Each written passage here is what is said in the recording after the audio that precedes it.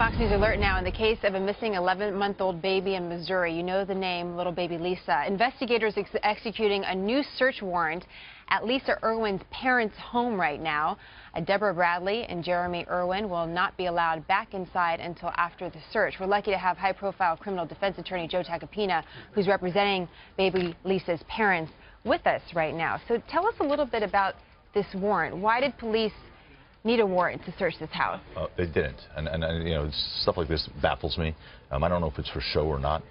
So you're saying the parents had given them permission still to go back in? They've had unfettered access, Jenna, since day one. The police have to that house. The parents want answers. They said, go in as much as you want to go in, find what you need to find, please help us. And not only that, there was no need to exclude them from the house because they'd removed themselves from the house.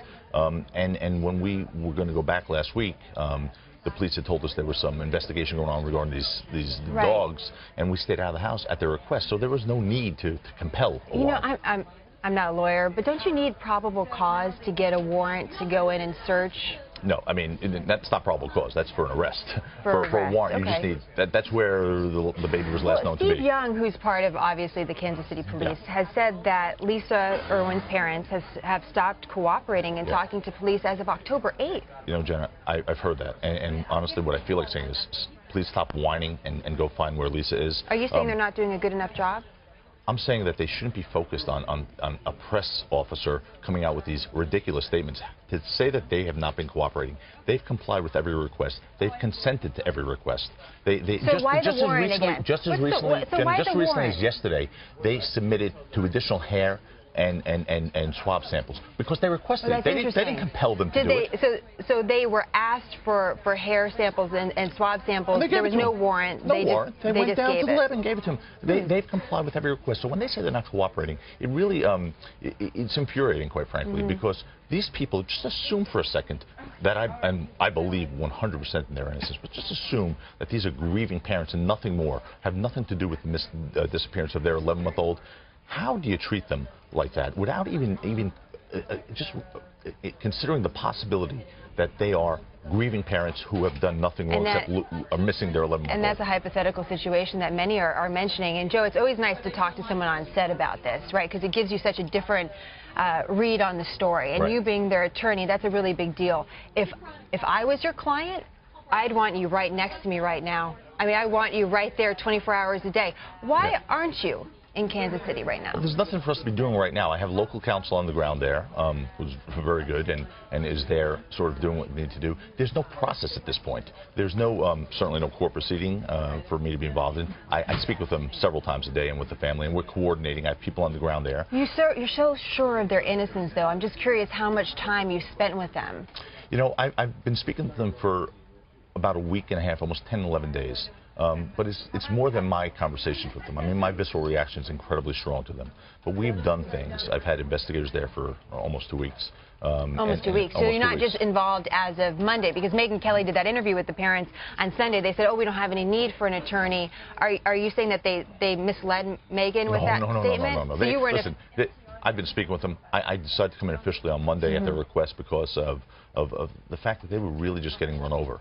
And they're overwhelmed by this process. I mean, these are very simple, very sweet people, intelligent but simple people who are being overwhelmed by this national attention. You say that you had this visceral reaction. Obviously, your read on them is that they're innocent. Do you have any evidence? It's more than that. That corroborates. It's certainly more. Well, listen. Corroborates their story. It's hard to prove a negative, Jenna. I mean, I could say, oh, you know, you stole my pen, and you say, no, I didn't. I say, well, prove you didn't steal it. How do you do that? So it's not so much evidence to corroborate their story. We have plenty of evidence that corroborates their story, and particularly Deborah's story. Plenty of evidence that corroborates it. But there's more to it than that, and we've had people down there who are expert in this sort of analysis, and we've turned our findings over to the law enforcement. Well, it's not a pen, it's a baby, and we know that, and I know you're really hoping to get that baby back. When do you intend to be back in Kansas City and back around the parents again? Whenever I'm needed to be there. As I said, I'm on the phone with them every day. We have local counsel on the ground.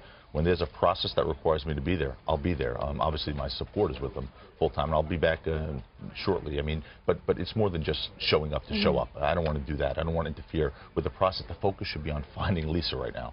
Let me ask you about the Finding Lisa part. There's been, different parts of this story have caught fire over the last several weeks. We know that's the process of what happens in the news. But just recently, there's a lot of questions about these cell phones that were taken apparently in the night that she disappeared as well. And there's been some questions about her parents not calling their missing cell phones right away. Because most of us, if our cell phones were missing, would call right away to try to figure out if someone has it. Did we leave it somewhere? Is it ringing somewhere in the house? Why didn't they make that phone call? Well, their cell phones were missing. Right. I mean, even a friend, the police, well, they haven't called. The first thing they did was call 911 and call the police. How did they call 911 and not call their own cell phone? They went to a neighbor's house and had that call effectuated. They told the police that immediately. Understand this. They got to 911 immediately, but can you just imagine for a second the trauma and what's going through their head? I mean, they're in sheer panic. Deborah is trembling on the floor, screaming. I mean, her 11-month-old baby is missing.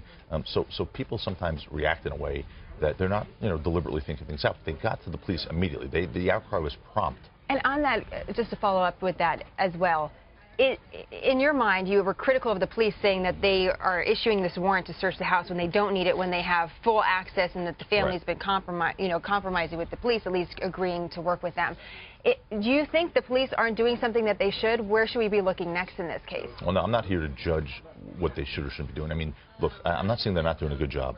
And the FBI is involved, and they're terrific. And the National Guard was called in by Governor Nixon, which we think was a great move, and we applaud him for that. It's not what they shouldn't be doing. It's some of the things they are doing. To go out there and have some spokesperson, go out and suggest that they're not cooperating with the investigation is, quite frankly, misleading and outrageous. So once and for all, are your clients cooperating with police right now? I've asked them to tell us what they need.